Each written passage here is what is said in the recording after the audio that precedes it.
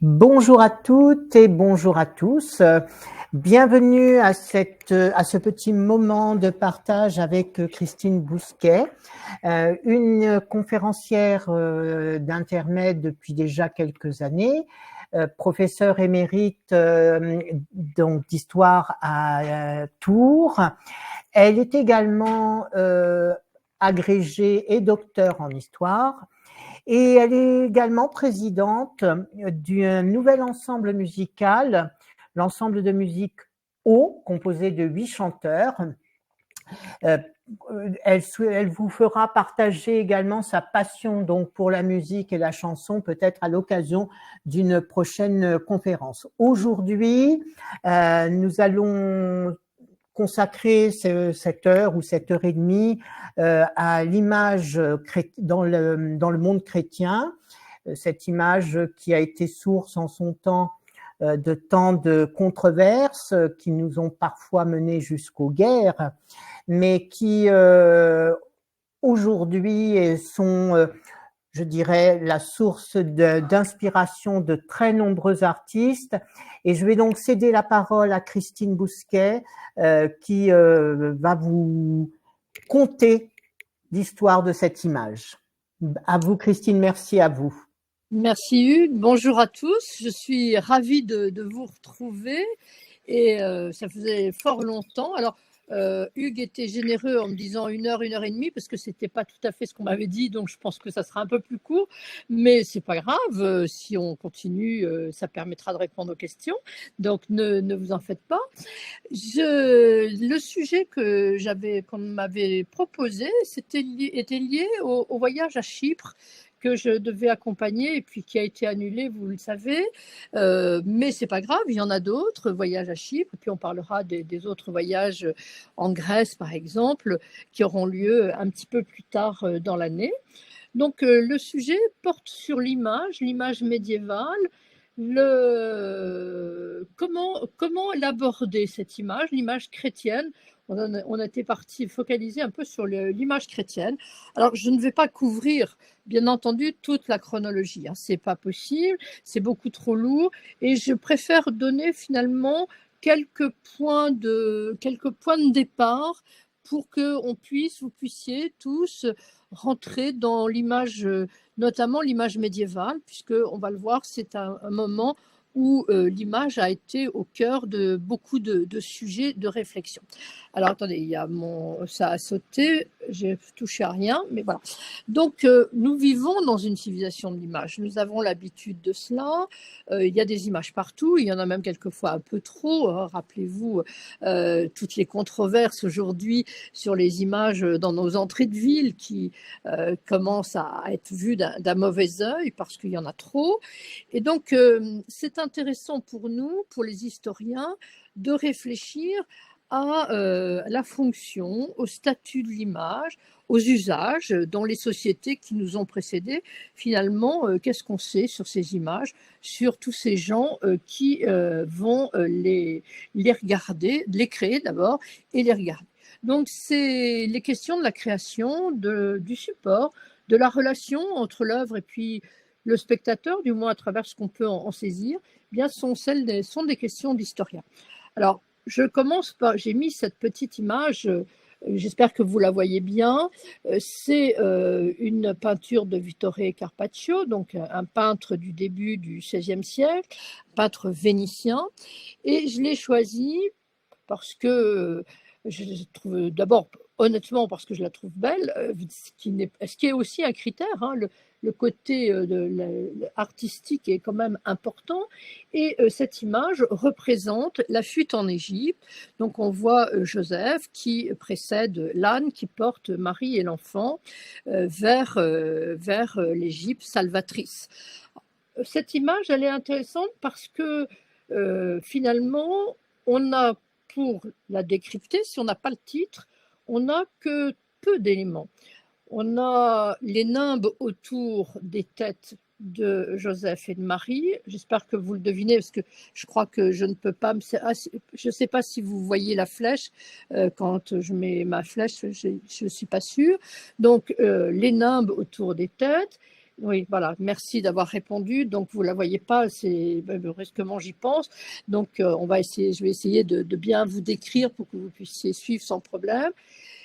La thématique de ce couple avec cette femme sur un âne, mais quelqu'un qui n'a pas de connaissances bibliques, qui n'a pas de connaissances chrétiennes, peut très bien imaginer qu'il s'agit d'une scène tout simplement de voyage d'un couple avec son bébé, ce qui d'ailleurs n'est pas faux, mais comment on passe à la fuite en Égypte? C'est ça le problème. D'autant plus que cette image, si vous la regardez bien, eh bien, il n'y a pas vraiment un paysage égyptien, hein. Carpaccio a peint un paysage qui lui était beaucoup plus familier que les déserts de l'Égypte, ou les déserts entre la Palestine et l'Égypte. Donc c'est un thème sur lequel il faut avoir des connaissances, au moins un titre, ce qui n'est pas forcément le cas, et donc on est bien obligé d'avoir un petit peu quelques éléments pour décrypter. Alors, le monde chrétien a repris à son compte la Bible juive, et notamment le livre de l'Exode. Et dans le livre de l'Exode, on a les 10 commandements. Et un des commandements, c'est... Alors, attendez, excusez-moi, je retrouve la manip, voilà.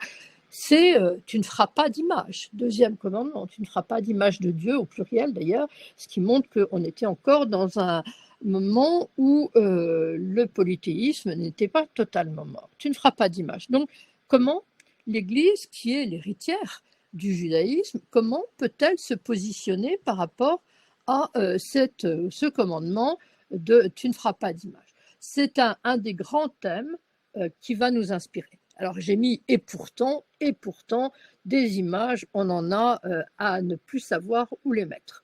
Ou quasiment, on a des milliers d'images. Alors je vous montre celle-ci, c'est l'Ecclesia Mater. L'Ecclesia Mater, c'est une image d'une mosaïque, une mosaïque du musée du Bardo à Tunis.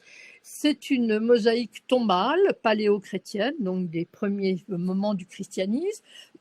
Et c'est un document, c'est une mosaïque qui a été découverte en 1904 dans les ruines d'une chapelle donc dédiée à des martyrs. C'est à peu près à l'ouest de Tabarka, en Tunisie. Et on a trouvé donc beaucoup de dalles funéraires dans cette petite chapelle. La mosaïque, parce que là, vous ne pouvez pas vous en rendre compte, si j'avais mis ces dimensions, 165 sur 228, donc vous voyez, c'est quand même quelque chose d'assez imposant. Et ce qui est intéressant, c'est ce qui est représenté, c'est une église. Et c'est sans doute une des premières églises, puisque les premières églises sont tout simplement les maisons des chrétiens, des premiers chrétiens. Donc une église qui est représentée. On voit une église avec 3 nefs, hein, on la voit de face, plutôt lorsqu'on est à gauche de l'image, on la voit de face, avec un fronton triangulaire et des marches pour monter. Et puis on a une vision longitudinale où on voit le corps de l'église avec les colonnes. Entre les 2 colonnes, on voit l'autel, en dessous une petite grille pour accéder à la crypte où reposait le corps des martyrs. Et puis, si vous regardez bien, dans le bas de cette église, on voit une petite frise représentant des colombes, et notamment sous l'autel, on a 2 colombes qui sont en train de communier ou de s'affronter. C'est difficile de savoir exactement. Donc, on a une légende, hein, Ecclesia Mater, donc l'église mère. Et puis, on a une autre légende, c'est Valentia in pace, donc pour Valentia en paix, donc Valentia étant probablement la personne qui est morte et pour laquelle on a fait cette mosaïque. Donc c'est vraiment la mosaïque qui symbolise l'Église, et c'est une image qui symbolise le christianisme, le début du christianisme. Alors on peut se poser quand même quelques questions, bien entendu. Est-ce que si les chrétiens ont hérité de ce commandement, tu ne feras pas d'image, est-ce qu'il est licite d'en faire? Est-ce que ça devient licite? Et si on en fait, est-ce qu'on peut prier devant ces images? Comment les chrétiens se sont-ils positionnés par rapport à cette affaire? Est-ce qu'ils ont accepté ou pas? Et est-ce qu'ils se sont positionnés de la même manière partout dans la chrétienté? Parce que là aussi, c'est une question qui est assez qu'il faut trancher, qui n'est pas si simple que cela. Donc, c'est parmi les grandes questions, on peut se poser celle-là. Et puis, quelles sont les représentations qu'on a faites? Et pourquoi faire des images? Après tout, est-ce qu'on a besoin d'images? Alors, nous, oui, on a besoin d'images parce qu'on n'imagine plus un monde sans images. Mais est-ce que les chrétiens avaient besoin d'images et comment ils ont justifié ça? Alors, il y a une phrase, je suis partie d'une phrase de l'Ancien Testament, mais dans l'Ancien Testament, il y a aussi une autre phrase qui est fondamentale, c'est une phrase de la Genèse. Dans ce qui est le premier récit présenté de la création, il y a une phrase, c'est « il a fait l'homme et la femme à son image et à sa ressemblance ». Donc, l'homme, alors je dis l'homme de manière générique, hein, homme et femme, donc l'humain est fait à la ressemblance et à l'image de Dieu. Donc, si l'homme est une image de Dieu, alors l'homme peut faire des images. C'est ce qui va nourrir une grande partie de la réflexion. Alors, d'autre part, dans le monde romain dans lequel se développe le christianisme, eh bien, le monde romain est un monde plutôt prolixe en images.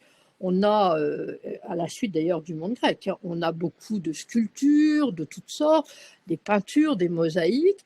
Donc, les images vont très vite apparaître dans le monde chrétien. Excusez-moi, je perds ma souris. Voilà. Et je vous montre celle-ci, qui est une image grecque, un manuscrit grec, qui raconte, alors vous voyez, elle est quand même passablement esquintée, mais je l'ai quand même gardée parce qu'elle raconte une scène fondamentale, qui est le songe de Constantin Ier, donc l'empereur Constantin, celui qui fonde Constantinople, Byzance, sur le vieux site de Byzance, et le premier empereur qui va se convertir au christianisme et surtout, dans un premier temps, qui va décider que le christianisme est autorisé dans l'Empire. Ce n'est pas lui qui décide que l'Empire devient chrétien, mais le christianisme est autorisé. Donc vous avez une image en deux parties, la partie haute et la partie qui précède. C'est le songe de Constantin. C'est toujours la nuit, le songe qui est choisi pour une révélation divine hein, dans toute la Bible, que ce soit l'Ancien ou le Nouveau Testament. Donc le songe est très important. Et on voit donc cet empereur couronné, allongé sur son lit pour montrer qu'il est en train de dormir et qui a une apparition. Et cette apparition, c'est le signe de la croix, c'est ce qui donnera le chrisme. Alors on le voit juste en dessous, parce qu'il est un peu effacé sur l'image du dessus. Et en dessous, eh bien, Constantin va livrer bataille au pont Milvius et bien entendu, le songe lui a dit « par ce signe tu vaincras ». Donc il brandit le chrisme ou la croix et il met en déroute ses ennemis et il devient donc véritablement le seul empereur romain, même s'il est à Constantinople, il est tout à fait l'empereur romain. Donc c'est une image qui est importante puisqu'elle nous rappelle le rôle de l'image dans la naissance, véritablement, l'acceptation du christianisme.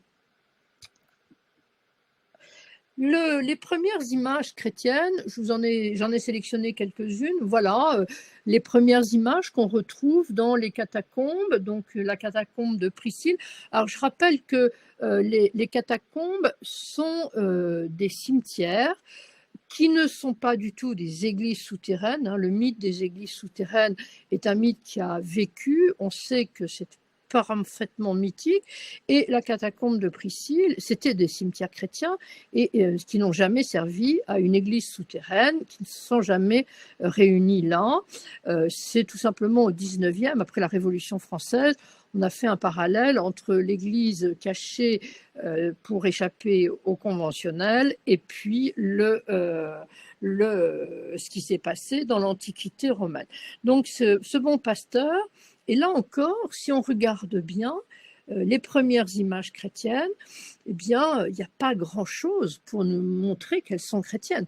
N'importe qui, sans être chrétien, pourrait voir effectivement un berger avec son troupeau figuré à côté de lui et sur ses épaules. Mais comme on est dans un endroit qui est marqué quand même par le christianisme, il y a un élément, vous le voyez, il y a une croix qui apparaît devant, une petite croix, qui rappelle que nous sommes dans un cimetière fréquenté, où sont enterrés aussi des chrétiens, pas seulement, mais il y a des chrétiens qui sont enterrés là. Hop, alors... Donc, parmi les premières grandes représentations, j'ai aussi choisi celle-ci. Donc, c'est Jésus au milieu des docteurs. Donc, c'est une scène tirée de l'Évangile, bien sûr. C'est un bas-relief romain du IVe siècle. C'est vraiment parmi les premières grandes représentations. Et on voit donc ce Christ au milieu de la synagogue, ou du temple plutôt d'ailleurs, au milieu du temple, avec ces grands rideaux qui sont là, et qui évidemment annonce de manière prémonitoire la fin du Christ lorsque le rideau du temple se déchire au moment de la Passion. Et donc on a tout autour assis un certain nombre d'hommes, donc 6 hommes qui sont là, qui représentent la masse des docteurs du temple, qui sont en train d'écouter celui qui est encore enfant, dit dans l'Évangile, qui est là représenté debout, plus grand qu'eux, il s'impose littéralement. Il n'a pas spécialement un visage d'enfant, c'est un visage déjà d'adulte. En fait, on est déjà dans l'annonce, on le voit bien, et il tient à la main, il déroule un grand phylactère. On est dans un temple juif, et donc le phylactère, c'est un élément très important dans le monde juif. La Torah est lue sur des rouleaux, alors que dans le monde chrétien, on va passer au livre. Et donc ici, on représente une image qui est d'abord une image juive. Alors voilà, pour rester toujours dans ce début du christianisme, bien un Christ enseignant, donc dans la basilique Saint-Laurent de Milan. Pour tous ceux qui sont allés à Milan, vous l'avez sans doute vu, cette mosaïque, donc mosaïque qui est très paléo-chrétienne, et on voit donc ce Christ qui est, là encore, beaucoup plus grand, puisqu'il est assis comme les docteurs qui sont en train de l'écouter, et il domine largement tous les gens qui sont là, et il est nimbé, contrairement aux docteurs qui ne le sont pas. Et donc, c'est déjà une image qui est vraiment plus chrétienne. Et puis, j'ai mis celle-ci parce que je la trouve particulièrement belle. C'est un jeune Christ dans l'église Santa Costanza à Rome, un jeune Christ imberbe, très dynamique, qui est représenté. Et donc, vous voyez que dans ce premier christianisme, eh bien, on fait des images, et oui, ils sont 12 comme les apôtres, tout à fait, mais ce sont les docteurs de la loi, là, c'est la scène des docteurs de la loi. On peut imaginer, pour répondre à la question qui m'est posée, qu'on peut imaginer effectivement que ça soit une scène avec les apôtres. La seule chose qui me retient de dire ça, c'est qu'aucun n'est nimbé. Et généralement, quand ils sont représentés comme ça, ils sont tous nimbés. C'est pour ça que je dis plutôt, d'ailleurs je ne suis pas la seule, on dit plutôt le Christ enseignant au docteur dans le temple. Maintenant, ça peut être... Les deux ne sont pas aberrants. Alors, à chaque fois, j'oublie que si... Alors, je vous montre encore quelques images du VIe siècle à un moment où la représentation ne pose pas vraiment de problème. On a ici, dans l'église Saint-Apollinaire le Neuf, donc à Ravenne, ce cortège des mages qui apparaît, et derrière, vous avez le cortège des saints et des saintes. Donc, on représente de manière très claire, dans une église, on a des images en mosaïque, et ici, on voit ces trois rois qui portent tous un nom. Il y a des noms au-dessus, parce que tout le monde est nommé, tous les saints sont nommés, toutes les saintes sont nommées. Donc Balthazar, Melchior et Gaspard sont nommés, ce qui est une des premières fois où on les voit nommés. Ils portent tous une offrande, ils sont en costume phrygien, et comme vous le voyez, Ils ont chacun un trait distinctif. Gaspard, qui est en tête, est un homme âgé. Melchior, qui est au milieu, protégé, est le plus jeune, il est imberbe.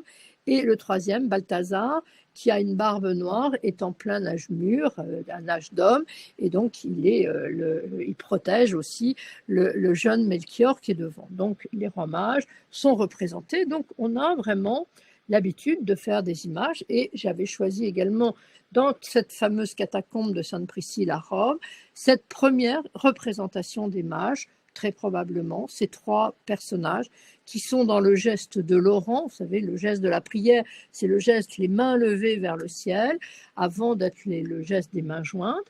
Et donc, ces trois personnages qui sont là en train de prier dans la catacombe.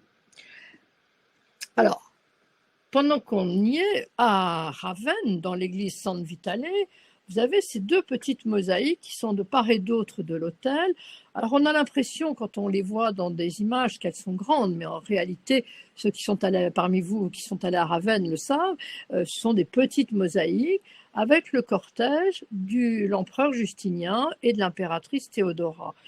Alors ce cortège, il est intéressant, pourquoi? Parce que si on reprend la partie gauche, c'est l'empereur Justinien qui est au centre, qui est représenté avec le manteau et la deux en pourpre, la pourpre impériale, la couronne fermée.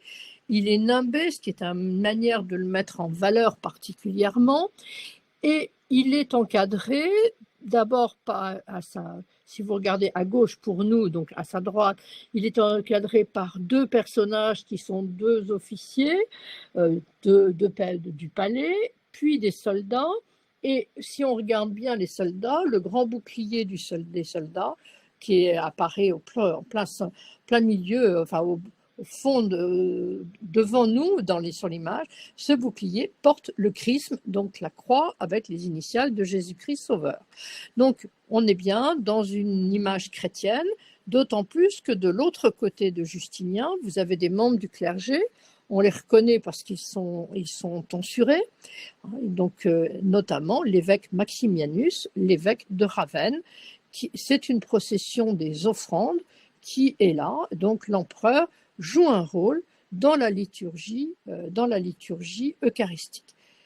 De l'autre côté de l'autel, il y a la représentation du cortège de Théodora. Alors, je m'aperçois que mes deux images sont un tout petit peu différentes du point de vue taille. Ce n'est pas le cas dans l'église, c'est moi qui ai mal ajusté pour que ça soit clair. Et Théodora est entourée de ses servantes, et elle aussi porte un élément des offrandes qu'elle va poser sur l'autel.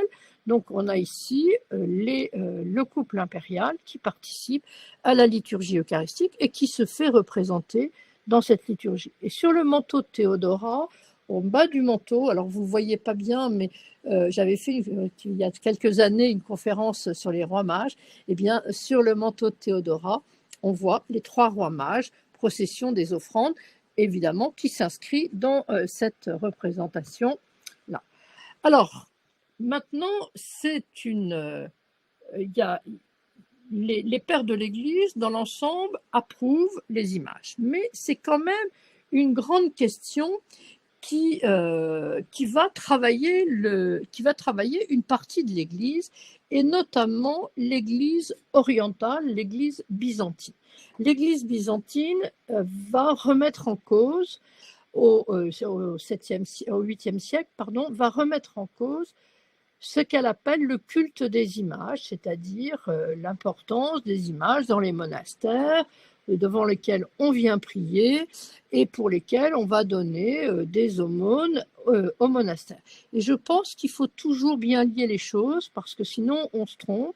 La lutte contre les images, c'est d'abord une lutte contre les moines. Les moines, l'Empire byzantin va prendre les moines un peu en grippe, dans la mesure où ils estiment que ce sont des hommes qui vivent à part, qui ne donnent pas d'enfants à l'empereur, à l'Empire, donc pas de soldats, qui ne combattent pas et qui détournent finalement à leur profit une partie des richesses. Donc il y a un mouvement anti-monastique qui est assez important. Or, ces moines, effectivement, vivent de tous ceux qui viennent prier dans leur chapelle devant des icônes, devant des peintures. Donc, il va y avoir une remise en cause d'autant plus importante que nous sommes à un moment où un nouveau danger se profile, c'est le danger musulman. Or, les musulmans sont aniconiques. Il n'y a pas d'icône, il n'y a pas d'image dans les mosquées. Et donc, par contagion, une partie de l'Asie byzantine pourrait trouver que finalement, ces gens qui s'opposent à l'empereur pourraient bien être des amis pour eux et les accueillir. Donc, c'est une très grande crainte. Et du coup, le monde byzantin va décider de combattre les images. C'est le concile de Hieria, Constantin V, l'empereur Constantin V, qui prend cette décision. On combat les images pour éviter les problèmes. Alors, vous avez ici un psautier, le psautier Schuldorf, qui montre un iconoclaste, donc quelqu'un qui refuse les images, en train de mettre de la chaux sur une peinture murale, et ces peintures disparaissent un peu partout puisque on va lutter contre elles. Alors il va y avoir un rétablissement au concile de Nicée II. Nicée, c'est sur la rive asiatique du Bosphore, et ce concile de Nicée II va rétablir, par l'impératrice Irène, va rétablir les images.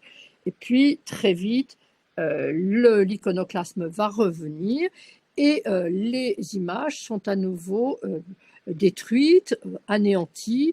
Les iconodoules, ceux qui veulent les images, sont poursuivis et donc on a un dialogue, enfin plutôt une absence de dialogue même d'ailleurs, on a une lutte entre ceux qui disent qu'il faut interdire les images parce que les images étaient interdites, tu ne feras pas d'image, et puis ceux qui disent non, on peut faire des images parce que l'homme est à l'image de Dieu.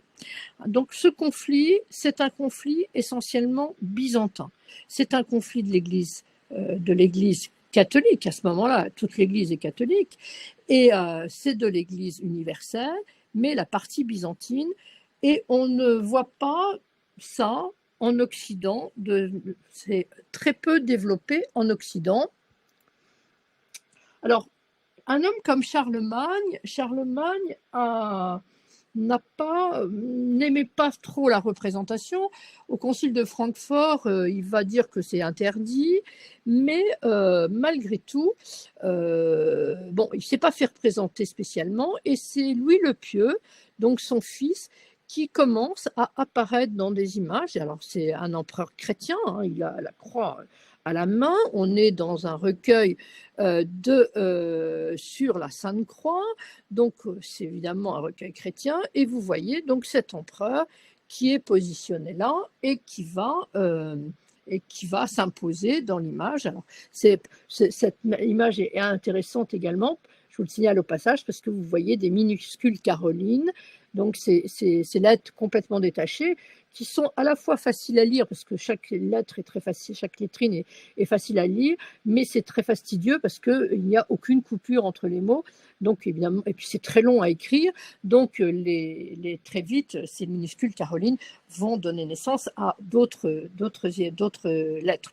Mais en fait, vous avez ici l'origine de la manière dont nous apprenons à nos enfants à écrire. Hein, on fait des lettres détachées avant d'arriver au mot attaché. Alors l'Église de Rome n'a pas légiféré en matière d'images religieuses. Il y a eu un petit épisode d'iconoclasme, mais vraiment très, très sous l'impulsion de Charlemagne, mais ça n'a pas duré. Et en fait, nous avons un document normatif, un document qui n'est pas normatif justement, mais qui est un document littéraire. C'est une lettre du pape Grégoire le Grand. Donc Grégoire le Grand, c'est un homme qui règne entre 590 et 604 et qui écrit à l'évêque Sérénus de Marseille, qui lui pose la question, est-ce qu'on peut faire des images? On est avant l'iconoclasme byzantin, et l'évêque était plutôt iconoclaste, il avait détruit quelques images, et le pape rappelle que les images ont des fonctions précises. Et toute l'histoire de l'image chrétienne, elle est liée au texte de Grégoire, en fait. D'abord, il dit l'image rappelle un épisode de l'histoire sainte. Tout à l'heure, je vous ai montré la fuite en Égypte. Et elle raconte des faits qui sont à portée spirituelle, bien sûr. Le deuxième élément important, c'est qu'elles attisent ce qu'on appelle la componction des pécheurs, c'est-à-dire l'attitude de prière des pécheurs. Donc, elles permettent de prier. Et puis, enfin, il dit qu'elles instruisent les illettrés, ceux qui ne connaissent pas le latin, en leur mettant sous les yeux ce que les Écritures saintes contiennent. Alors là, ça sera à nuancer, bien entendu, parce que, alors, c'est une phrase qui a été prise un peu au pied de la lettre, et notamment, vous avez peut-être entendu parler d'un historien des images qui a été très célèbre en son temps, qui s'appelait Émile Malle. Émile Malle qui parlait des églises, des cathédrales, en disant ce sont les Bibles des illettrés. Bible des illettrés, il ne faut pas être tout à fait illettré pour les comprendre, ces images. Si on n'a pas des éléments qui nous permettent de donner un titre, on les regarde sans les comprendre. Puis d'autre part, c'est oublier que beaucoup de ces images, que ce soit dans les vitraux, que ce soit dans les églises, dans les chœurs, n'étaient pas accessibles aux laïcs. Il y avait des grands jubés qui barraient la vue. Donc tout ça fait que Bible des illettrés, je ne crois pas vraiment que ce soit le cas. Alors, pour que ce soit des Bibles des illettrés, il aurait fallu que, par exemple, dans une homélie, on ait un prêtre qui nous montre qu'il se retournait pour désigner une image et la commenter. Là, oui, à ce moment-là, ça pourrait être une Bible des illettrés. Le seul problème, c'est que nous n'avons pas de traces écrites de prédication s'appuyant ou utilisant telle ou telle image. Donc, c'est un petit peu difficile de savoir ce qu'il en est réellement. Alors, je vais revenir sur... Alors, tant pis, je vais vous montrer celle-ci. Je voulais passer, mais je me suis trompée. Comme je ne peux pas je peux pas bouger le PowerPoint une fois que je l'ai envoyé. Vous avez ici une très jolie lettrine du XIIe siècle qui représente l'histoire de Jonas. Donc Jonas qui est envoyé par le fond, puisque la tempête ne se calme pas. Il s'était caché dans le fond du bateau pour éviter... non, merci Hugues, c'est pas la peine. Non. Pour empêcher... parce qu'il ne voulait pas aller parler aux habitants de Ninive, il avait peur, hein, tout simplement. Donc il s'est caché, et puis il y a une grande tempête, chacun prie son Dieu, mais ça ne marche pas, et il finit par dire, bon, arrêtez, c'est moi qui suis coupable. Donc on le jette dans l'eau, et le grand poisson, qui n'est pas nommé dans la Bible, jaillit, avale mon brave Jonas, et 3 jours plus tard, qui est évidemment pas anecdotique, Jonas s'appuyant sur la barre du E, c'est une initiale, s'appuie sur la barre et ressort, ayant décidé donc d'aller convertir Ninive. Il est nu parce qu'il a été purifié du péché qui était le sien, puisqu'il ne voulait pas accomplir la mission prophétique qu'on lui avait donnée. Et alors qu'il était évidemment dans la première image, en haut, il est habillé. Mais quand on regarde cette image, il y a 2 éléments qui nous montrent clairement qu'il s'agit bien d'une image religieuse. C'est d'abord la thématique, si on ne la connaît pas, c'est compliqué. Vous avez la main divine qui sort, qui bénit le Jonas qui sort de la gueule du poisson. Donc la main divine qui surgit des nuages, donc un élément qui est rattaché bien sûr au judéo-christianisme, et puis la position de Jonas lorsqu'il est jeté du bateau pour être avalé par le poisson, il a les bras en croix, bien entendu, c'est une préfiguration de la passion et de la résurrection du Christ. Donc là, vous avez quelque chose qui est très classique, mais les éléments chrétiens ou christianisés, vous le voyez, sont assez peu nombreux sur ces images, donc il faut bien les décrypter. Et j'attire votre attention sur une chose, vous avez 2 petits personnages joufflus en haut, ce sont les vents qui représentent les vents, la tempête, et la voile qui est assez... on a du mal à imaginer un bateau qui puisse avancer avec une voile comme celle-ci, mais l'enlumineur n'avait sans doute jamais vu de bateau. Donc l'essentiel, c'est de représenter quelque chose qui fait office de voile. Que cette voile soit réaliste n'a aucune espèce d'importance. Alors, je vous montre une autre image, beaucoup plus tardive, de la fin du XIVe siècle, où vous voyez donc la scène avec le Christ qui est très clairement apparent, les apôtres qui sont regroupés autour de lui, et puis tout seul, isolé de l'autre côté de cette table, presque comme une scène de théâtre. Hein. Si on regarde bien, eh bien vous avez Judas qui est en train de protester en disant mais que jamais il ferait ça. Hein. Donc c'est évidemment un Judas qui n'est pas nimbé, qui, contrairement à tous les autres apôtres, qui est de profil, position généralement plutôt négative dans l'iconographie médiévale. Et on voit donc cette scène avec, c'est un véritable dîner avec les aiguières, d'eau et de vin, le pain, le poisson, l'agneau qui est au centre et qui évidemment représente l'agneau pascal.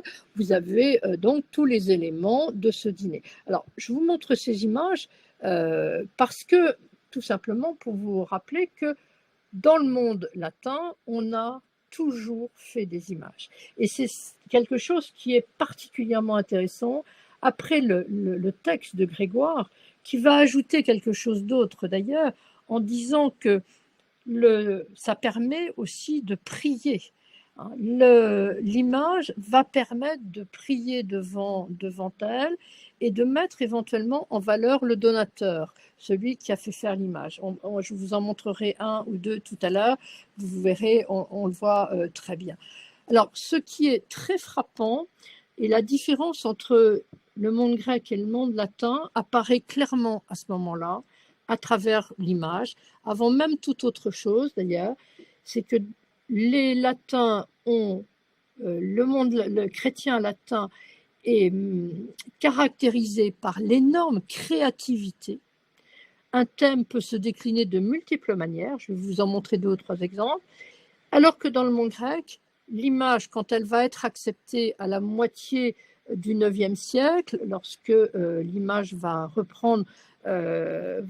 redevenir importante, eh bien, ce seront des images beaucoup plus figées. Il faut qu'elles soient immédiatement reconnaissables, qu'on puisse immédiatement mettre un titre, savoir que c'est tel saint et pas tel autre. Donc, les images vont être beaucoup plus figées. Et c'est assez intéressant de voir combien la culture visuelle en Occident est caractérisée par cette créativité. Alors ici, je vous ai mis une icône d'Andrei Roublev dans la cathédrale de l'Annonciation à Moscou, qui représente la nativité. Et donc, c'est un schéma qui va être très souvent suivi dans l'image grecque, dans l'image chrétienne grecque. Donc on voit la Vierge, c'est une naissance en fait qu'on voit. On voit la Vierge qui est allongée et derrière elle, vous avez l'enfant posé dans sa mangeoire avec l'âne et le bœuf. Je vous rappelle que l'âne et le bœuf, ça ne vient pas du récit de la nativité dans les évangiles, ça vient des évangiles apocryphes qui ont un rôle très important culturellement. Et puis derrière, vous avez les trois rois mages sur leurs chevaux qui sont représentés derrière. Cette scène, elle est vraiment importante. On la retrouve de multiples manières dans la même conception dans l'art byzantin. Alors, dans l'art latin, on a des représentations très différentes. Par exemple, ici, on a une fresque du IIe siècle, dans la catacombe toujours de Priscille, et on voit donc la Vierge allaitant son nourrisson. Vous voyez que, évidemment, c'est passablement abîmé. C'est une mère qui allaite son enfant. Il n'y a pas d'élément particulièrement de mise en valeur de la nativité avec un N majuscule, c'est une simple naissance qui est représentée. Ça, c'est un schéma qu'on retrouve assez couramment. On a d'autres schémas, comme celui de la nativité de Jean Bourdichon, donc dans les Grandes Heures d'Anne de Bretagne, qui est un manuscrit particulièrement beau du début du XVe siècle. Et Jean Bourdichon est un artiste tourangeau. Ce n'est pas parce que j'habite Tours que je l'ai choisi, mais parce que cette nativité est particulièrement intéressante. Et donc, on voit ce couple qui est en adoration, chacun à sa manière. La Vierge a les mains jointes. C'est vraiment la prière intégrale. Elle est en train de contempler son enfant qui est posé devant elle, tout nu sur ce qu'on pourrait appeler un berceau de paille, et qui est réchauffé par l'âne et le bœuf qui sont au premier plan sur la gauche. Quant à Joseph, il est représenté tenant cette lumière, cette nouvelle lumière dans le monde qui, évidemment, reprend la lumière du soleil qui est tout en haut à gauche. Et Joseph, lui, ne contemple pas l'enfant. Joseph a les yeux un peu perdus dans le vide. Je ne sais pas si vous arrivez à le voir sur mon image, mais il est complètement tourné vers une dévotion toute intérieure qui ne se manifeste pas par des gestes extérieurs. C'est ses yeux particulièrement imposants qui manifestent toute la piété de Joseph, son étonnement devant ce qu'ils sont en train de vivre. Donc, on a une forme de nativité différente. Si je prends un vitrail de la cathédrale de Chartres, qui date de la fin du XIIe siècle, eh bien, on voit une scène qui est là aussi assez différente, puisque la Vierge est représentée couchée, donc c'est vraiment juste après la naissance. Joseph qui se tient, qui met cette position, j'espère que vous me voyez reprendre la position de Joseph, qui est un signe à la fois de perplexité et oui, de perplexité surtout, là, et puis l'enfant derrière qui est allongé et qui a un visage d'ailleurs presque d'adulte déjà, avec l'âne et le bœuf derrière, les rideaux qui rappellent bien sûr les rideaux du temple et la Passion, et le soleil qui est toujours là, bien entendu, alors que on dit toujours que c'est la nuit, mais le soleil est toujours représenté. Alors, l'autre élément, je vous ai dit, c'est de pouvoir prier et à mettre en valeur le donateur. Alors, j'ai choisi 2 tableaux, un de Hans Memling, du Jugement dernier. Donc, vous voyez au centre de l'image, vous avez le Christ sur l'arc-en-ciel, et en dessous, Saint Michel qui pèse les âmes. Et d'un côté, donc à la droite de Saint Michel et à notre gauche, les hommes qui sortent des cercueils et qui vont être certains sauvés, et à gauche et à droite, pour nous, l'enfer, les hommes qui vont être aux enfers. Ce qui m'intéresse dans cette image particulièrement, c'est ce que j'ai souligné, j'espère que vous le voyez en rouge, c'est le visage de Charles le Téméraire, celui pour qui a commandé ce tableau. Charles le Téméraire fait partie des élus qui sont situés autour du Christ. C'est tout à fait intéressant de voir ce crypto-portrait, c'est tout à fait présent pour les ducs de Bourgogne qui savent très bien jouer avec ça. Donc, quand on voit la créativité, c'est aussi à travers ces éléments-là. J'ai pris le retable de Sainte-Colombe, de l'adoration des rois de Roger van der Weyden, donc là aussi, peintre au service du duc de Bourgogne. Et vous voyez la scène centrale avec la Vierge et les rois mages qui viennent adorer l'enfant. Donc il y a le vieux mage qui est à genoux devant l'enfant, suivi d'un mage qui est un peu plus âgé. Et le troisième mage, c'est celui qui est quasiment à la bordure blanche. J'ai oublié de le surligner, excusez-moi, il est en robe courte, blanche et rouge. Eh bien, c'est exactement le même portrait que dans le retable de Memling, c'est le duc Charles le Téméraire qui est représenté ici. Donc on a là des cryptoportraits. L'image sert de véhicule pour prier, d'intermédiaire, et l'expression culte des images est une expression qui est à combattre parce que ce n'est pas une bonne formule. On comprend que les chrétiens se soient élevés, le culte il est dû à Dieu et pas aux images. Donc les Grecs, quand ils refusent les images, vont dire on ne veut pas du culte des images. Quand les Latins ou les Grecs qui acceptent les iconodoules acceptent les images, ils rappellent que l'image est un support de prière et évidemment vous en avez un ici. Alors, parmi les grands sujets qui montrent cette liberté, cette créativité qui existe dans l'Église latine, j'ai pris le thème de la Trinité. Oui, Charles le Téméraire était le commanditaire de l'œuvre. Oui, c'était les ducs de Bourgogne sont les. Alors, c'était son père qui était sans doute le commanditaire, mais Charles le Téméraire est donc représenté sur le tableau. Ce sont les ducs de Bourgogne qui faisaient travailler ces artistes-là, parce qu'ils étaient également comtes de Flandre, hein, par exemple, et donc Memling travaillait pour le duc de Bourgogne. Donc, c'est pour ça qu'on peut, sans problème, revoir le duc de Bourgogne dans ce tableau. Alors, si je reviens à la Trinité, vous avez ici la plus ancienne vision de la Trinité sur un sarcophage qu'on appelle le sarcophage dogmatique à Rome, qui date donc du IVe siècle. Et vous voyez ces trois personnages qui sont rigoureusement semblables. On n'individualise pas les trois personnes de la Trinité. Alors, si je vous en montre d'autres, voilà deux autres représentations de la Trinité qui datent. Le psautier de Canterbury, celle qui est à gauche, date du XIIe siècle. La Bible de Lotian date plutôt du début du XIIIe. Si je prends le psautier de Canterbury, quand on regarde bien ce psautier, vous voyez qu'on a deux personnages qui sont en robe bleue et manteau rouge, les couleurs qui sont généralement associées au Christ, puisque le bleu, c'est le bleu de l'humanité et le rouge, c'est le rouge de la divinité. Ce sont des couleurs qu'il porte régulièrement, comme la Vierge, mais dans l'autre sens. Et au milieu, dans sa mandorle, donc l'esprit, la colombe de l'esprit. Ce qui m'intéresse, c'est les deux personnages.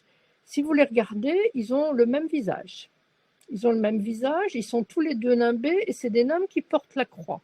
Donc comment différencier le Christ et le Père? C'est pas évident.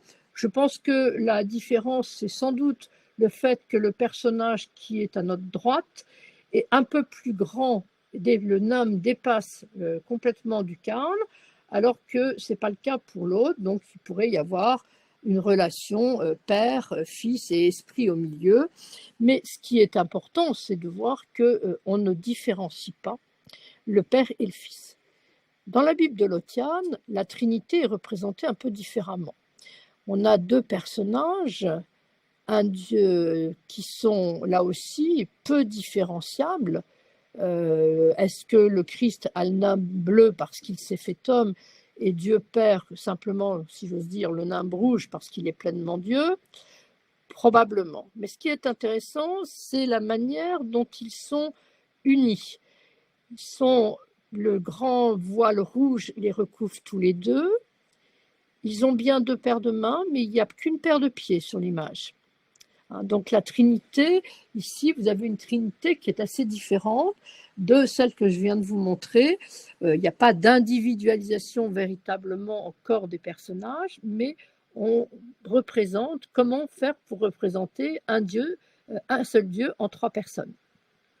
Alors je vous en montre encore une, je crois. Donc ici, on a trois personnages qui sont là aussi rigoureusement semblables. C'est à l'abbaye aux Dames de Caen. Alors c'est un tympan qui a été resculpté en 1862, donc c'est assez intéressant de voir qu'on a repris bien sûr la vieille thématique et on n'a pas différencié. Ils sont entourés des évangélistes, du tétramorphe, donc des quatre représentations des évangélistes autour d'eux. Cette Trinité, on n'ose pas véritablement la différencier parce qu'on n'ose pas représenter un Dieu Père. Le Dieu Père, il faut attendre le XVe siècle et vous voyez ici la Pietà ronde de Jean Manuel, qui est au Louvre. Et cette Pietà ronde, elle nous montre un Dieu Père. Alors là, clairement personnalisé, c'est un homme âgé avec cette barbe et ses cheveux blancs, c'est dans l'art médiéval, c'est vraiment la marque de la vieillesse. Un Christ qui descend de la croix, c'est après la crucifixion, on voit qu'il saigne, le sang qui s'écoule de ses plaies, la Vierge au premier plan qui évidemment pleure son fils avec Saint Jean qui est derrière elle, les anges qui servent, et au premier plan, on voit un ange avec ses grandes ailes blanches qui reprend la thématique de la colombe. Il n'y a pas véritablement de colombe sur la Pietà, c'est tout simplement, c'est une trinité qui est en fait une duonité, je trouve plus le terme, mais enfin, vous m'avez compris, deux personnages simplement. Et ici, je finis avec le Masaccio là-dessus. Masaccio représente à Florence, dans l'église Santa Maria Novella, donc l'église dominicaine, il représente cette trinité, donc le Christ en croix cette fois-ci, un Christ en croix avec un Dieu Père âgé, et le blanc, ce n'est pas le col de Dieu Père, c'est la colombe. On a l'impression, quand on la regarde de loin, d'un col. Donc là, ici, une autre manière de représenter la même scène, la Trinité, qui est une trinité de la crucifixion ici. Alors, parmi les images chrétiennes, il y a bien entendu beaucoup d'images il faut toujours regarder l'image centrale, bien sûr, mais il faut aussi s'intéresser à ce qui est autour. Et le bon exemple, à mon avis, c'est l'art irlandais du 8e siècle, avec des manuscrits absolument sublimes, qui sont vraiment magnifiques. Ici, vous avez le livre de l'abbaye de Kells, qui est vraiment un des plus beaux manuscrits que nous ayons. Et vous voyez, au centre, donc, c'est le Christ qui est représenté, un Christ qui porte peu d'éléments distincts pour voir le Christ. Et finalement, on sait que c'est de l'art chrétien parce que vous avez dans les marges, dans ces marges qui sont très pleines, hein, dans l'art irlandais, ce sont des pages tapis, tout est plein ou presque, eh bien, on a des croix qui balisent un petit peu l'espace. Donc, ces croix nous permettent, dans la première image à gauche, de bien savoir qu'effectivement, c'est bien probablement le Christ qui est représenté. Dans l'image qui est à gauche, on ne sait plus, elle est plus facile à lire dans la mesure où, oui, tout à fait, Madame Dubois, je suis tout à fait d'accord avec vous, l'expo du livre de Kells à Dublin est superbe. Donc vous avez, regardé bien, le Christ qui est là, et il y a deux éléments qui sont intéressants, enfin il y a trois éléments. D'abord, il y a 4 anges qui le servent, qui sont dans les colonnes auprès de lui, donc à la hauteur de ses jambes notamment. Au-dessus de sa tête, il a une croix, il porte une croix, et puis de chaque côté du Christ, on a un pan qui sort de la vigne, donc des coupes de vin de l'Eucharistie, et qui tiennent une petite hostie, un pain blanc, marqué d'une croix. Donc là, vous avez des éléments chrétiens qui nous montrent que ce livre est chrétien, ce sont des images chrétiennes, même si le sujet central n'est pas, c'est pas immédiatement perceptible. Alors, je vous montre encore quelques images, si vous n'êtes pas lassés, parce que je suis en train de dépasser le temps. Je vous montre cette image parce que je la trouve particulièrement intéressante en art chrétien. C'est une image sur la musique. Et donc, vous avez la musique qui est située dans la colonne de gauche. Pardon. Excusez-moi, je suis tout le temps en train d'inverser. Oui, je ne sais plus la droite et la gauche. J'espère que vous m'avez suivi sans trop de mal. Excusez-moi. Donc, cette femme couronnée, vous le voyez, qui en haut tient sa baguette vers le monde. C'est la musique des sphères. C'est la musique qui est représentée, cette femme, et elle donne vie aux sphères. Parce qu'au Moyen-Âge, on pense que le monde a une musique. Les sphères produisent une musique. Et on a un homme qui est Gossuin de Metz, qui écrit au XIIe siècle en disant que cette musique, seuls les petits enfants l'entendent en dormant parce qu'ils rient en dormant. et donc ils entendent cette musique la nuit. Les adultes que nous sommes n'entendent plus cette musique. La musique des sphères, c'est la plus haute forme de musique. La deuxième forme de musique, intermédiaire, vous voyez que la musique a rehaussé sa baguette, c'est la musique vocale, c'est la musique monastique, ce sont des moines qui sont là, qui sont tonsurés et qui chantent a cappella, donc qui chantent la gloire de Dieu. Et puis, dans le bas de l'image, parce que quand même, il faut bien leur faire une place, c'est la musique instrumentale, avec des instruments qui sont réputés depuis la Bible, hein, la harpe qui est en bas, bien entendu, la vielle, les percussions, ce sont des instruments qui sont pas admis dans l'Église encore à ce moment-là, et la musique, vous voyez, tient sa baguette, mais d'un geste beaucoup plus hésitant, et elle essaye surtout de faire régner un peu d'ordre dans cette musique instrumentale, qui est souvent la musique des jongleurs, et donc une musique un peu suspecte. Alors, je vais passer sur l'église Notre-Dame de Rivière. Je vous montre je voulais prendre quand même un peu de peinture murale. Donc, je vous montre ici la résurrection de Lazare, qui sort de son tombeau complètement dans son linceul, hein, bien entendu. Donc, on est ici à l'entrée d'une église d'ailleurs du coin. J'avais pris cette photo pas très loin d'ici. Et c'est une église qui est entièrement reconstruite, enfin qui est presque entièrement repeinte au XXe siècle, au XIXe, pardon, et qui est assez intéressante parce qu'on s'aperçoit de l'importance de la peinture, y compris au XIXe, même si on n'est pas spécialement, on n'aime pas spécialement cette peinture. Il n'empêche que c'est quand même une peinture qui va essayer de rendre compte de ce que faisaient les hommes du Moyen-Âge. Donc, voilà, une peinture.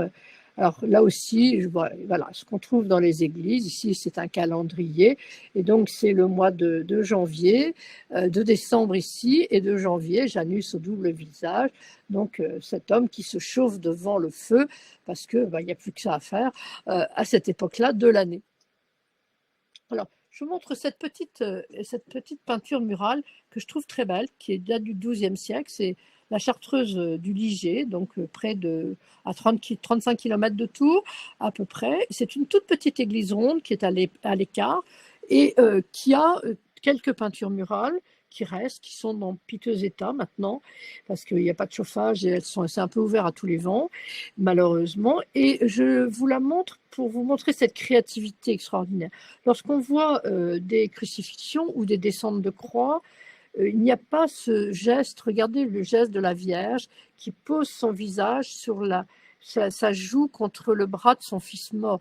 Une Vierge de tendresse, hein, c'est quelque chose qui est particulièrement important ici, et c'est très rare finalement de voir ce genre de scène. Pour ça que je voulais vous montrer quelques exemples de peintures particulièrement différentes les unes des autres. Alors, j'ai pris celle-ci pour vous montrer ce que je vous disais tout à l'heure, cette icône émaillée de l'archange Michel.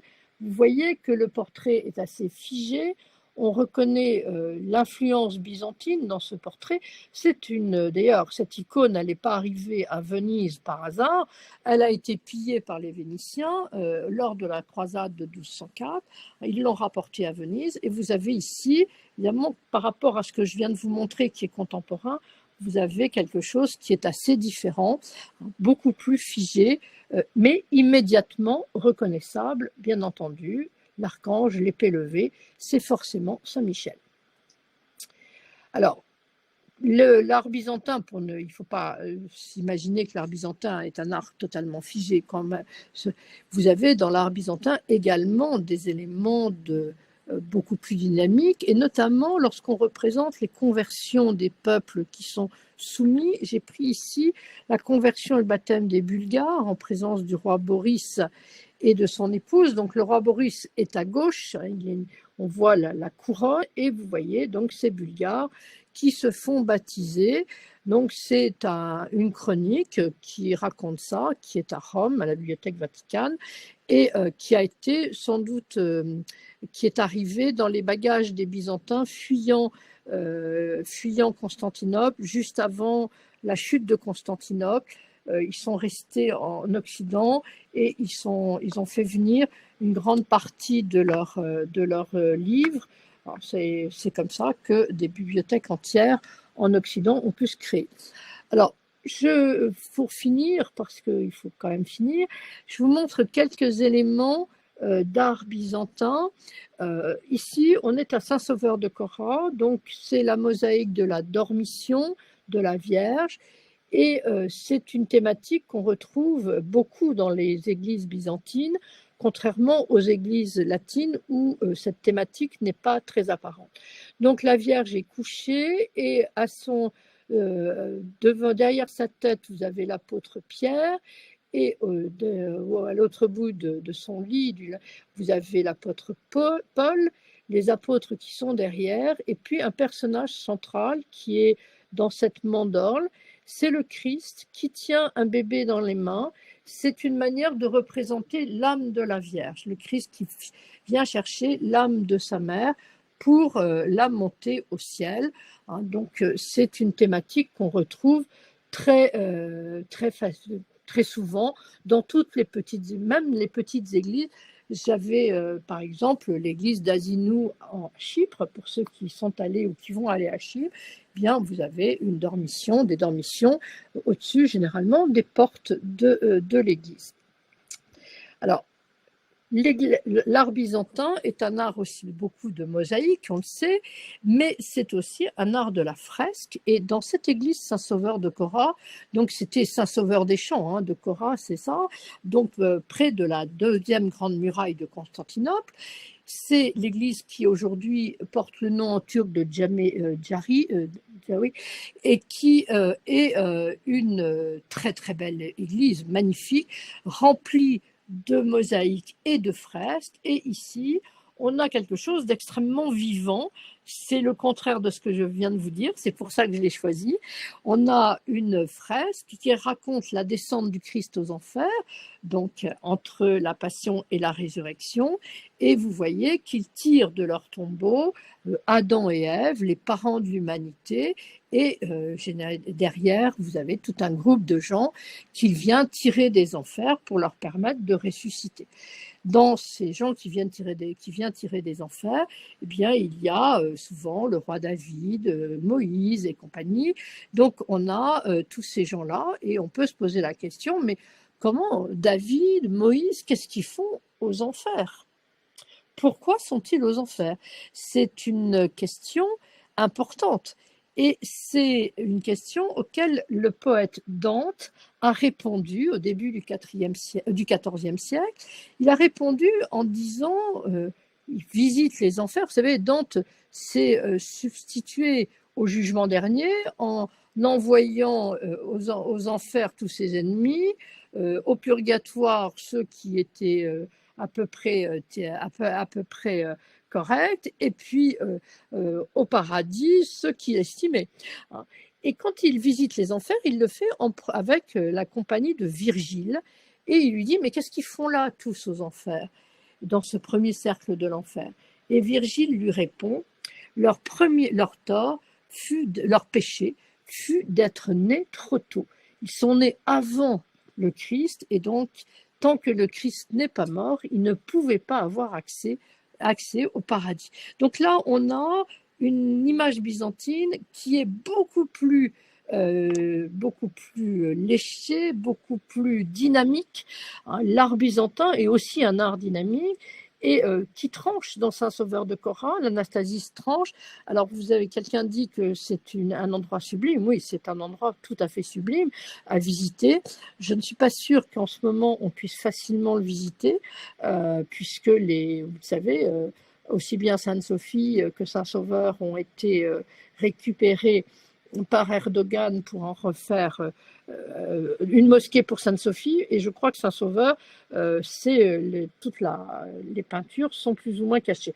Cela dit, comme il a quand même besoin de touristes, on a peut-être des chances pour que ça ne soit pas complètement le cas. Alors, je finis avec la sculpture, si vous avez encore quelques minutes.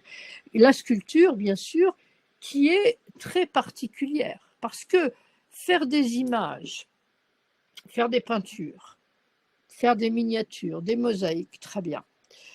Ça a été un peu difficile pendant quelques siècles, il a fallu trancher. Mais les sculptures, faire un homme en 3 dimensions, faire une vraie sculpture, alors que l'Empire romain avait plein de sculptures, nous connaissons tous les sculptures romaines, là c'est quelque chose qui posait un problème. Et le premier millénaire chrétien est un millénaire qui ne fait pas de sculpture.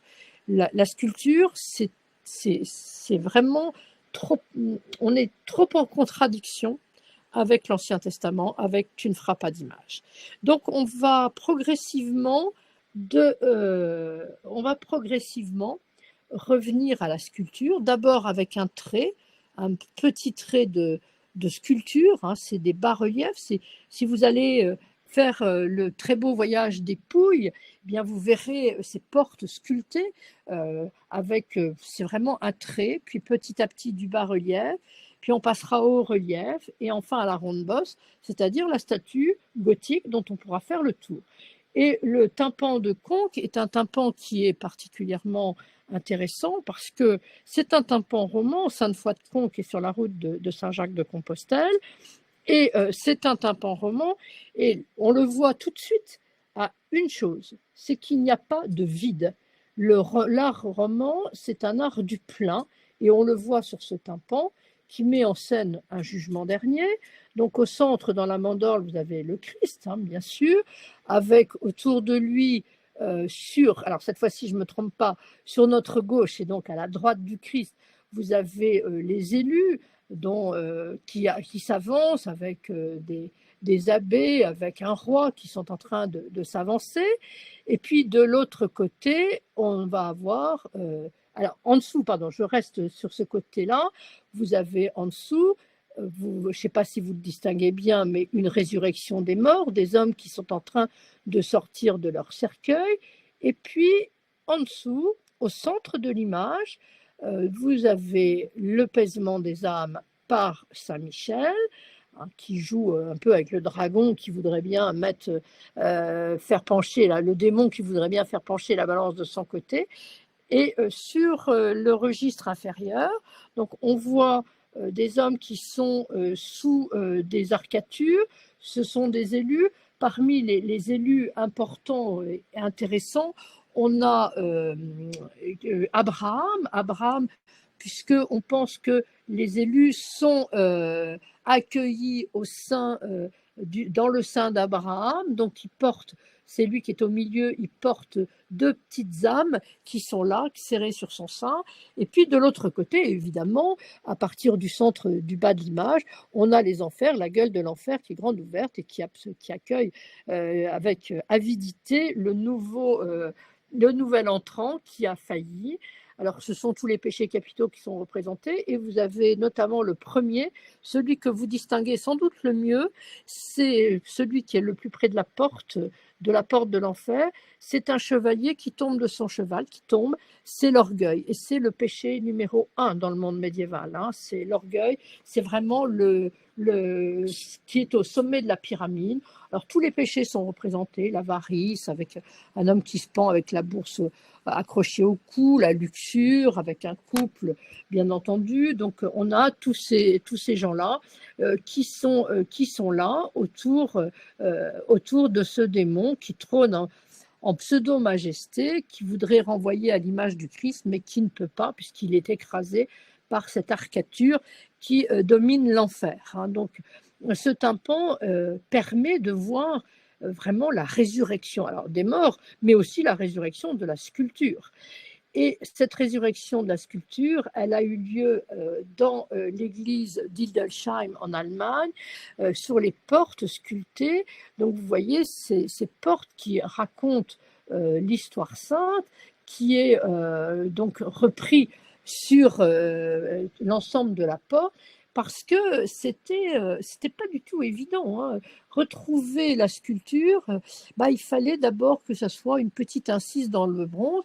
Je rappelle que Saint Bernard avait des diatribes importantes, donc à Saint Bernard, le cistercien, qui vraiment protestait contre la présence dans les cloîtres, sous les yeux du moine qui doit lire et méditer, d'images sculptées, de monstres dits ridicules, de beautés difformes, de singes immondes. Donc il est particulièrement violent, mais il n'est pas le seul. La sculpture a été dénoncée avant lui par des bénédictins, par des augustins, et par exemple Aelred de Rivaux qui disait que la sculpture n'était qu'un divertissement de femmes.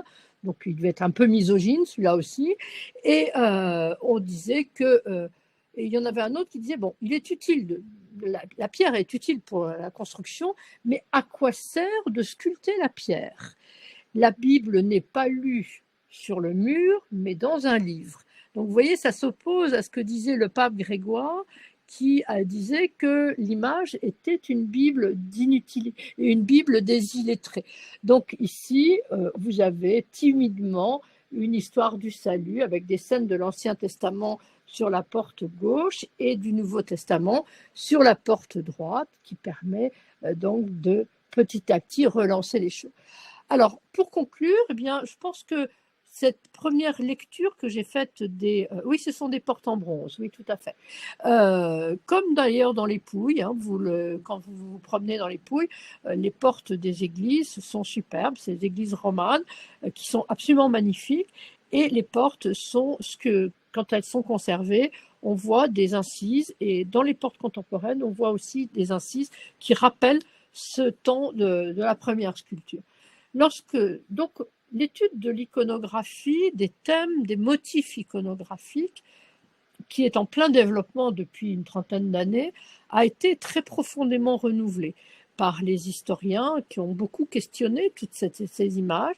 Ça a permis de changer notre regard sur le monde médiéval.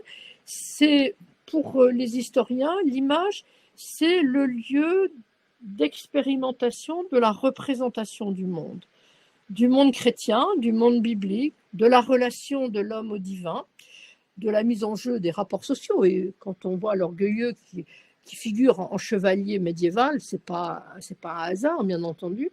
Donc ça nous permet finalement de mettre cette culture visuelle médiévale. Il faut avoir quelques éléments de départ pour pouvoir rentrer dedans. Donc je vous ai mis, je vais vous la mettre, excusez-moi, je vais bouger ma souris qui ne reste pas en place. Alors, très modestement, j'ai commencé par mettre un de mes livres, le lexique de l'art chrétien, attributs et symboles, parce que, en fait, je vous dis pourquoi, tout simplement parce que c'est un livre que j'ai fait pour mes étudiants qui n'ont aucune culture chrétienne dans la plupart du temps. Et quand ils sont devant une sculpture ou devant une peinture, s'il n'y a pas de titre, ils sont incapables de savoir ce que c'est. La tour de Babel et l'arche de Noé, par exemple, c'est quelque chose qu'ils ne connaissent pas. Donc, il faut qu'ils puissent partir Généralement, les dictionnaires d'art partent des titres et non pas des attributs. Moi, je suis partie des attributs pour leur montrer comment on peut retrouver la scène. Donc voilà, c'est le but de ce livre, de ce petit livre qui a été fait pour ça, qui est vraiment très pédagogique. Je vous ai mis 2 livres, celui d'André Grabart, Les voies de la création en iconographie chrétienne, qui est un livre qui a été réédité en 2009, qui est facile à lire, qui est, je trouve, très intéressant. Et puis un livre un petit peu plus compliqué de Jean-Claude Schmitt, Le corps des images, et c'est sur la culture visuelle du Moyen-Âge, qui est vraiment si j'ose dire, un des grands papes de l'iconographie médiévale. Donc, ça a été quelqu'un avec qui j'ai travaillé. J'avais été dans mon jury de thèse, donc Jean-Claude Schmitt, donc c'est quelqu'un que j'aime bien. Et ce livre est tout à fait intéressant. Donc, si vous êtes déjà un petit peu pointu sur les images, je vous recommande la lecture de ce livre. Alors, dernière chose, j'ai vu que Hugues avait mis ça dans les commentaires. Je vais accompagner très prochainement, je l'espère, un voyage en Grèce du Nord. J'aime énormément la Grèce du Nord. C'est une région qui, justement, a de l'antique, bien sûr, parce qu'on est en Grèce, c'est évident, mais pas seulement. Et donc, la ville de Thessalonique, notamment, est extrêmement intéressante. Il y a de l'art byzantin, donc je me fais une joie d'avance de retourner en Grèce du Nord, j'espère avec peut-être certains d'entre vous. Et puis, j'ai vu qu'il avait mis il y a des voyages en Crète, en Roumanie, en Grèce, en Turquie, en Arménie, qui sont tous des endroits où l'art chrétien est extrêmement vivant. Donc, je vous conseille de vous inscrire, de partir à l'aventure, d'aller voir ça. J'ai accompagné des voyages partout dans tous ces lieux-là et je vous garantis que vous ne serez pas déçus par l'art chrétien de toutes ces régions du monde. Je vous remercie de votre attention et si vous avez des questions ou des remarques, n'hésitez pas. Je peux lire les commentaires. Je vous remercie de vos commentaires. Et puis, je vous dis à très bientôt enfin, du moins, je l'espère.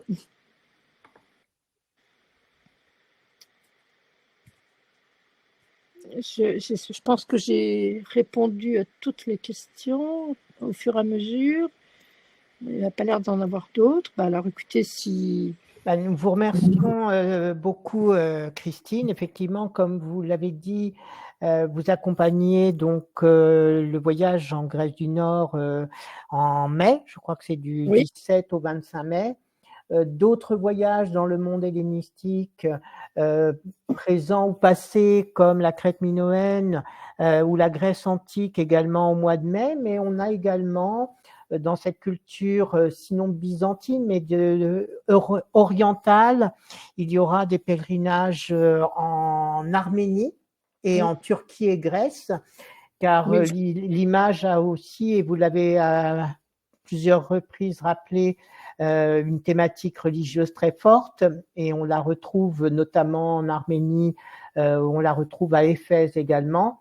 Donc n'hésitez pas les uns et les autres à consulter nos sites internet, et que ce soit le site Intermed, donc le voyage culturel, ou bien celui de Terre entière, où vous retrouverez tous nos programmes, mais également tous nos accompagnateurs, laïcs ou clercs, puisque c'est une découverte à la fois religieuse et une découverte également culturelle des sites que nous vous proposons dans ces cadres-là.